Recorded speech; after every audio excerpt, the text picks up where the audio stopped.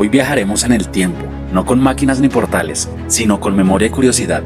Vamos directo a una década que cambió al mundo en todos los sentidos, los años 70.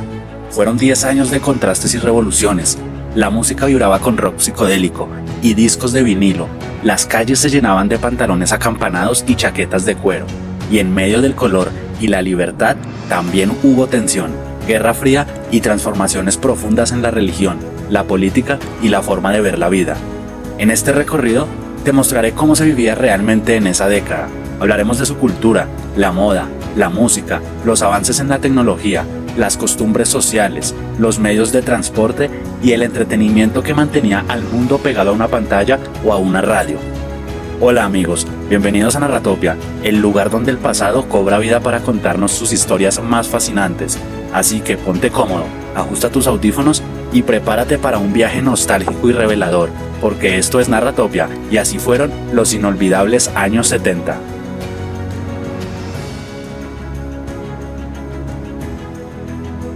Para entender los años 70 en Norteamérica, primero hay que cerrar los ojos un momento.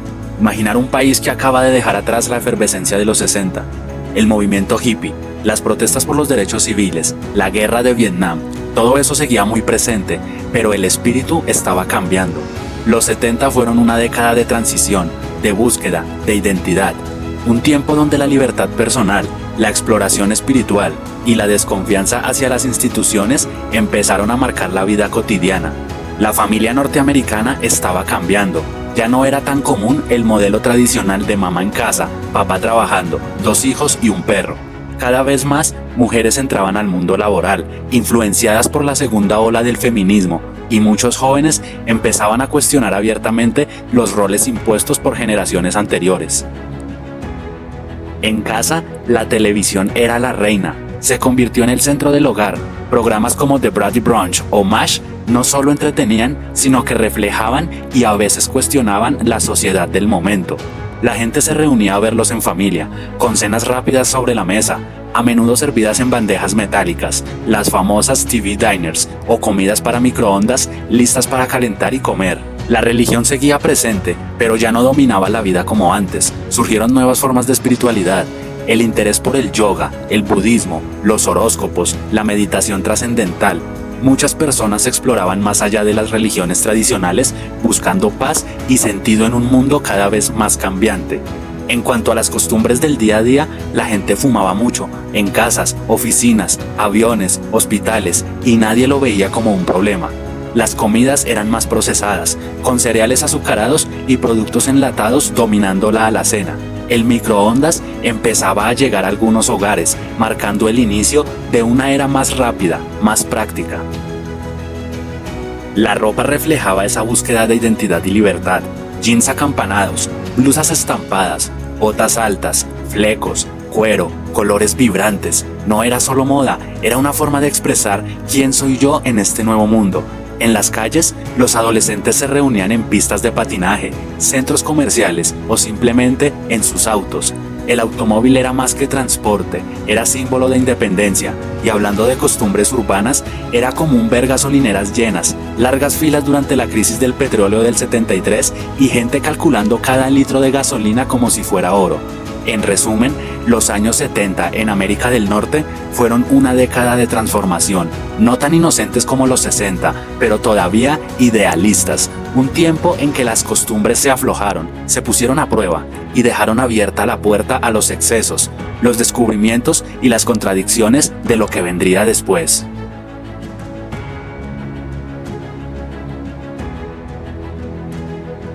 Europa en los años 70 era un continente con cicatrices, pero también con ganas de reinventarse. Apenas habían pasado 25 años desde el fin de la Segunda Guerra Mundial, y aunque ya se reconstruían ciudades, economías y sociedades, el peso del pasado aún estaba presente. Sin embargo, algo cambió en esa década. La Europa dura, silenciosa y tradicional empezó a abrir paso a una Europa más joven, más cuestionadora, más viva. En el oeste del continente, países como Francia, Alemania Occidental, Italia o el Reino Unido vivían una mezcla de desarrollo económico, libertades crecientes y profundas tensiones sociales. Mientras tanto, en el este, bajo la influencia soviética, Naciones como Polonia, Checoslovaquia o Hungría convivían con regímenes autoritarios, vigilancia estatal y escasez, pero también con una rica vida cultural subterránea que resistía en silencio. A nivel de costumbres, la vida en Europa era más sobria que en Estados Unidos, pero también más intensa en sus debates. Las familias seguían siendo el núcleo principal, aunque con cambios importantes. Los jóvenes empezaban a independizarse más temprano, surgían movimientos feministas y en muchos países se legalizó el divorcio o se despenalizó el aborto, como en Francia o Alemania. Fue una década de conquista de derechos civiles, especialmente para las mujeres.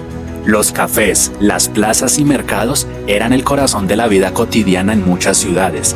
Allí se hablaba de política, se escuchaba música, se fumaba sin parar, se tomaba café o vino y se discutía apasionadamente. Los europeos valoraban mucho la conversación y la vida pública, y eso se notaba en cada esquina. En el Reino Unido, los jóvenes empezaban a romper esquemas con movimientos como el punk, que explotó a finales de la década. Las calles de Londres se llenaron de pelos, crestas y letras agresivas contra el sistema, pero también estaba la otra cara, la de la familia obrera, afectada por el desempleo, los apagones y la inflación. En Italia y España, por otro lado, la década estuvo marcada por la tensión entre lo antiguo y lo moderno. En España aún gobernaba Franco, pero su muerte en 1975 abrió paso a una transición democrática que sacudió el país. Las costumbres empezaron a liberarse poco a poco y la gente comenzó a hablar más libremente. En Italia, aunque ya era una república, se vivía con intensidad política. Huelgas, atentados, movimientos de izquierda y derecha en conflicto, pero al mismo tiempo, el país respiraba cine, diseño, arte, moda, pero sobre todo, buena comida. La vida familiar era central y era común ver almuerzos largos los domingos, con varias generaciones reunidas en la mesa. En los países del bloque oriental, la vida era más controlada, pero no carente de alma. Las familias compartían espacios pequeños, muchas veces en edificios colectivos, y aunque escaseaban productos, nunca escaseó la creatividad. La música occidental circulaba en cassettes clandestinos, la ropa se reciclaba con ingenio, y en cada rincón había una mezcla de conformismo oficial y rebeldía silenciosa. En todo el continente, las costumbres iban cambiando con los tiempos. La juventud empezaba a cuestionar a la iglesia, a explorar nuevas filosofías, a vivir con más libertad sexual. Se fumaba en todos lados, se bailaba en discotecas con luces de colores, y poco a poco el automóvil empezaba a tomar protagonismo en la vida urbana, aunque en muchas ciudades todavía se caminaba o se usaba la bicicleta, como en Ámsterdam o Copenhague. Así eran los 70 en Europa, una tierra marcada por su historia, pero con los ojos puestos en el futuro, una década de cambios, contradicciones y descubrimientos, donde cada país vivía su propio proceso, pero todos compartían una misma sensación: el mundo estaba cambiando, y ellos eran parte de esa transformación.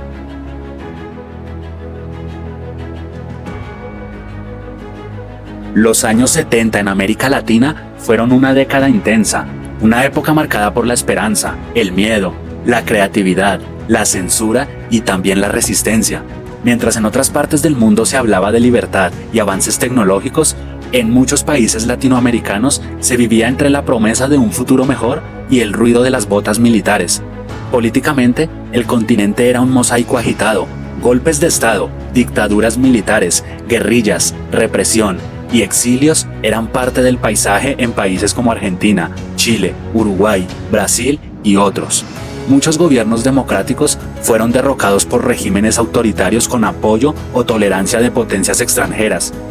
Fue la época del Plan Cóndor, la vigilancia, las listas negras y los desaparecidos, pero también fue la época de la resistencia cultural, de canciones, poemas, películas y pinturas que, aunque a veces eran prohibidas, mantenían viva la llama del pensamiento libre.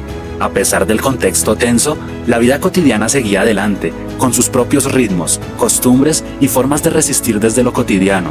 Las familias eran en su mayoría grandes, con la figura materna muy presente en el hogar y los abuelos formando parte activa de la crianza. La vida se tejía alrededor de la mesa, los almuerzos eran sagrados y el café o el mate eran rituales diarios de conversación, reflexión o simplemente pausa. En muchos hogares, la radio era la reina del día a día. se escuchaban radionovelas, noticias, música popular y partidos de fútbol. En las tardes, los niños salían a jugar a la calle sin mayor preocupación. Trompos, canicas, escondidas o partidos improvisados con balones remendados eran parte del paisaje barrial. La religión, sobre todo el catolicismo, seguía teniendo una influencia profunda en la vida de las personas. Ir a misa los domingos era una costumbre común, y las celebraciones religiosas marcaban el calendario de muchas comunidades, pero también empezaban a surgir otras voces. La teología de la liberación, por ejemplo, ofrecía una mirada más crítica y comprometida con los pobres, y fue perseguida en muchos países por su postura revolucionaria. Las costumbres eran más tradicionales que en Europa o Norteamérica. El respeto a la autoridad, padres, maestros, curas, militares eran la norma. La educación era formal, rígida, con uniformes, pupitres de madera y una fuerte carga de memorización, pero también se vivía con cercanía, con barrio, con comunidad, se conocían todos los vecinos, se ayudaban entre sí y la vida se compartía en colectivo. La comida era sencilla, casera y local: arroz, frijoles, arepas, empanadas, tamales, sopas, tortillas, según el país. Se cocinaba con lo que había y muchas veces con mucho amor y poco presupuesto. El acceso a productos importados era limitado y costoso, así que se aprovechaba todo.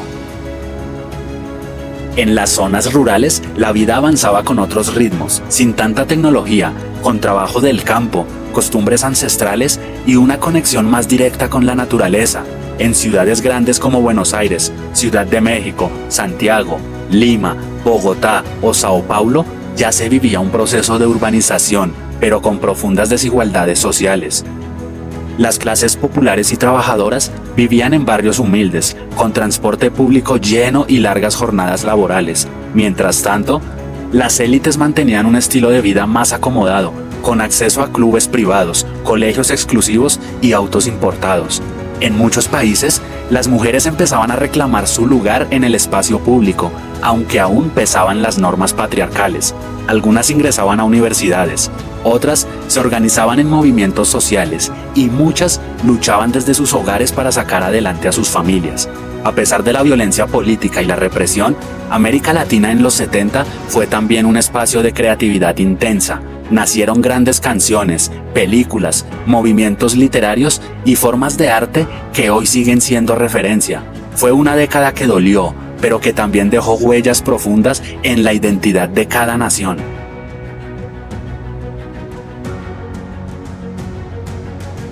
Los años 70 no empezaron con trompetas bravías, sino con un susurro lento pero imparable. El mundo tecnológico despertaba de su letargo y el murmullo de circuitos, chips y motores comenzaba a rasgar el silencio de lo cotidiano. Mientras el planeta se vestía con pantalones acampanados y se expandía con la psicodelia, alguien en un laboratorio en California diseñaba el Intel 4004, el primer microprocesador del mundo en el año 1971. Fue el corazón diminuto que impulsaría al mundo hacia la informática personal. Ese chip encendió un fuego en Silicon Valley, y no pasó mucho hasta que en 1972 el Data Point 2200 y más tarde la Atari 8800 entregaban a los primeros aficionados la posibilidad de armar su propio computador, mixto de caseros y sueños gigantes. Surgieron clubes como el Homebrew Computer Club, donde Steve Jobs y Steve Wozniak comenzaron a forjar la leyenda de Apple, que en 1976 presentó el Apple I, seguido en 1977 del emblemático Apple II, una máquina compacta, amigable y capaz de cambiar escuelas y hogares para siempre. En paralelo, la forma en que se comunicaba el mundo también estaba cambiando. En 1971 nació el primer correo electrónico y en 1973 Martin Cooper de Motorola realizó la primera llamada desde un teléfono celular portátil. Era un gigantesco ladrillo de casi medio kilo, con baterías que duraban eternamente cargadas, pero decía al mundo: la comunicación ya no está atada a un cable. En los hogares, las innovaciones transformaron la convivencia. En 1970 se exhibió el Philips N1500, el primer VCR doméstico que permitía grabar televisión. En 1976, JVC lanzó su forma de VHS y comenzó la guerra de formatos con Betamax de Sony, marcando la forma de consumir películas y programas hacia el control del espectador. A finales de la década surgió el Laserdisc, precursor del disco óptico, que ofrecía calidad superior aunque con precio prohibitivo. En cuanto al sonido, el camino fue igual de fascinante. Las grabadoras de cassette se convirtieron en algo habitual y se integraron como equipos de audio en autos y luego en reproductores portátiles. El hit fue el Sony Walkman en 1979, que cambió la forma de escuchar música. Ahora el ritmo ya no dependía de la sala, sino del bolsillo, del paso, del sudor de una caminata urbana o un trote matinal. Otros gadgets sembraron asombro. La Polaroid SX70 de 1972 fue la primer cámara instantánea SLR que revelaba tus fotos al instante, sin laboratorio ni químicos, en un sobre mágico de papel. El Speak and Spell de 1978, el juguete eléctrico educacional que hablaba y enseñaba a deletrear por primera vez en la historia, fue más que un juguete, fue una chispa futurista que aparece incluso en la película de E.T. La revolución digital había comenzado también en los hogares con las calculadoras de bolsillo. En 1971 apareció la Busicom LE120A y poco después, en 1972, la HP35, la primera calculadora científica de mano usada por astronautas de la estación Skylab.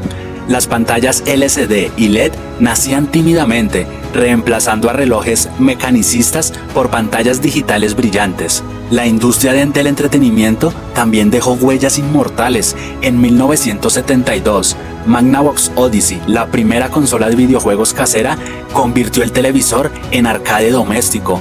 Atari continuó la revolución en 1975 presentando Pong, un simple juego de tenis digital.